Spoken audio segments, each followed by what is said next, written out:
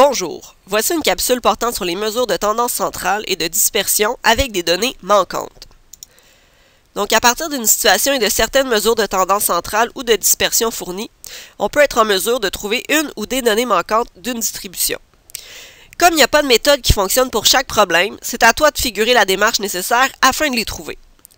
Il n'y a donc pas de formule magique. Donc, exemple A. Nous avons une liste de données 12, 5, 17 ainsi que x et y qui sont des variables. Et nous voulons trouver la valeur de ces deux variables, sachant que la moyenne est de 18,4, la médiane est 17 et l'étendue est 36.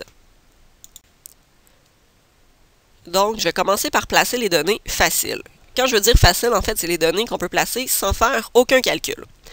Donc, la première donnée qu'on va pouvoir placer, c'est la médiane. La médiane, c'est notre donnée du milieu.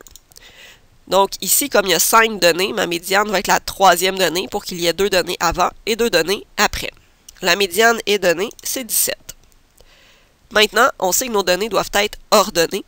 Donc, 5 et 12 qu'on connaît déjà, on peut les placer. On a 5 et 12, donc en ordre, 5 en premier, 12 en deuxième.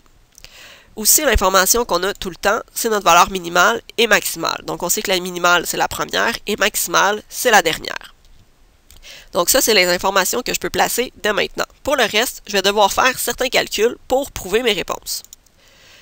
Donc, on nous dit que l'étendue, c'est de 36. Donc, avec l'étendue, je vais pouvoir trouver une donnée manquante. Donc, l'étendue, la formule, je commence par l'écrire, c'est la valeur maximale moins la donnée minimale.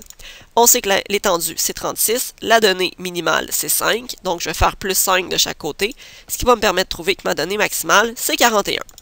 Donc, je peux aller l'inscrire. Il me manque maintenant une seule donnée à trouver. Cette donnée-là, je vais pouvoir la trouver à partir de la moyenne, puisque c'est la dernière information que je n'ai pas utilisée. Donc, à partir de la moyenne, je sais que la moyenne, je dois faire la somme de toutes les données divisée par le nombre de données. Donc, jusqu'à présent, j'ai 18,4 comme moyenne. Lorsque je fais la somme de 5, 12, 17 et 41, j'obtiens 75. Et je dois ajouter à cela la valeur manquante que je vais représenter par Y.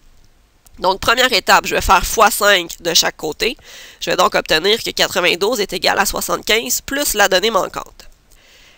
Et finalement, je vais faire moins 75 de chaque côté, ce qui va me permettre de trouver que la donnée manquante, c'est 17.